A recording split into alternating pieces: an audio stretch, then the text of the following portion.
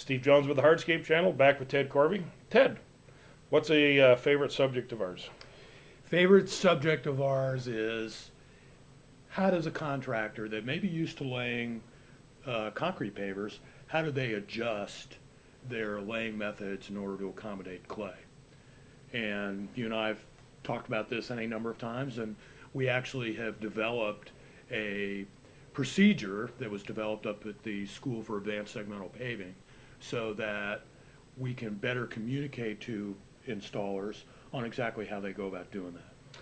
And those uniquenesses, it was interesting that we brought together industry leaders from all over the country for that little summit, clay summit, and specific to the needs of contractors and how to better educate them on how to properly install clay pavers.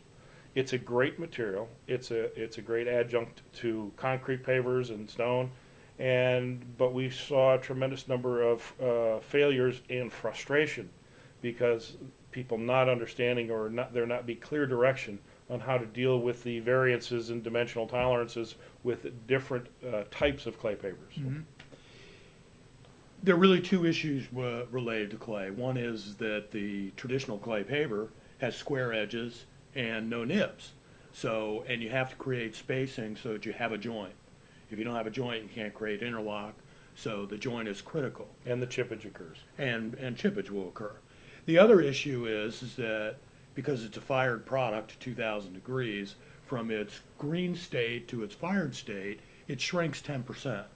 So in that process, depending upon what type of kiln technology there can be variances away from a standard 4x8 module. And that's key for the contractor to understand what that variance may be when they're on the job and then accommodate their laying module in order to make sure that they get good straight lines and get good joints. I think the biggest thing that we identified was the creation of a grid system, a module throughout the pavement laying area to more directly follow the grid lines, the chalk lines on the bedding layer, rather than the typical concrete paver installation that you just stack in a pyramid method and move forward. Exactly. And that requires a really different mindset for the contractor. In my opinion, does it add a little bit to the cost of installation? I'm going to say, yeah, a little bit. But until you know how to do it correctly, until you apply those best practices, you don't know. And every company is a little bit different in their efficiencies. And like a lot of things, there's a learning curve. And we know from experience that contractors that lay a lot of clay pavers, once they get through that learning curve, yes, it probably is a little bit more of a premium in terms of labor to lay the product, but not as much as you might think. That's true. That's true. And I think that experience level comes into play, or maybe initially, if you just look at the labor number, not the project cost. If you look at the labor number, maybe you're looking at for starting out with clay, you're maybe looking at a 10% premium perhaps on the time labor issue, but that's got to be down into the way low single digits after you really know what you're doing. And we have some contractors that lay a lot of clay pavers that don't have any premium. So well, that's true. It all depends on how consistent your material is, but well, that goes to you. Let's talk about the consistency of the dimensional tolerances of the material.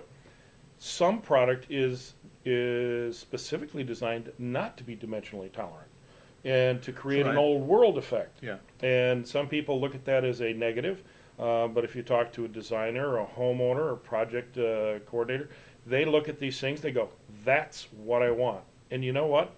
It costs a little bit more to lay because you got to kind of keep things together.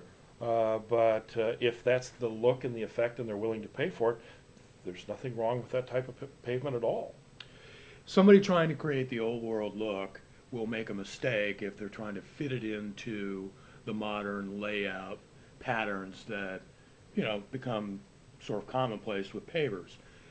If you go and find a 50-year-old brick street in, any town USA, where a lot of these towns are trying to preserve them, what you'll see is this naturally laid product.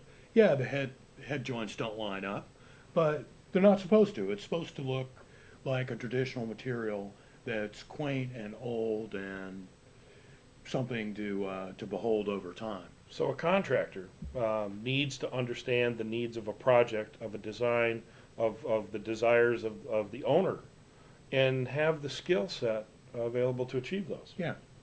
And at one end of the spectrum is, in ASTM terms, called PA, which is no restriction on dimensional tolerance.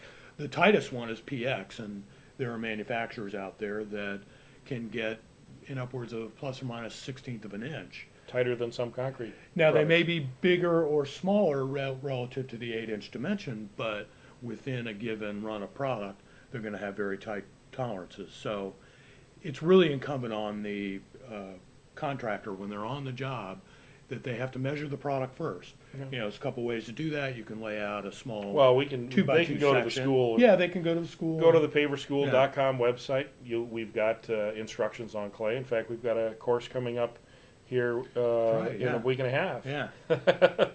That'll be fun. Pine Hall Brick is sending a special person up to join our class here in a couple of weeks, and we're going to enjoy that. That's good. I've graduated from the school, and I think that the school does a wonderful service for the industry. It really gives you an outlet to be able to teach hands-on training. And to me, there's no better way to learn than actually being able to do it yourself, be a part of your indoor crew up there as you're laying this mythical driveway with all of the typical obstacles that you run up against. So I think that there's no classroom training has its place, don't get me wrong, but hands-on training, what you're able to offer up in Wisconsin is just absolutely terrific.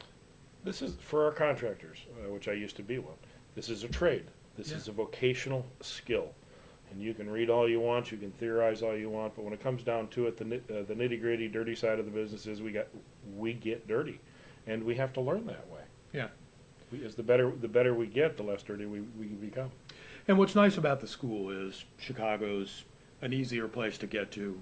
A lot of plane traffic going in. Southwest goes there. Sure. And then it's a short ride up to the indoor facility that Steve has put together. And it's convenient because you can have classes when the weather's not so good. That's about the only time we can get people there. That's about the only time you can get people there. So it's for those of you that haven't heard about it, go to the website, check it out. For those of you who have heard about it but weren't sure whether you ought to go, let me tell you, it's well worth the investment in time and money. Ted, thanks for the plug for Yeah. the school. It's always a passion of ours, and you've been part of that for a long time. Thank you so All right, much. Steve.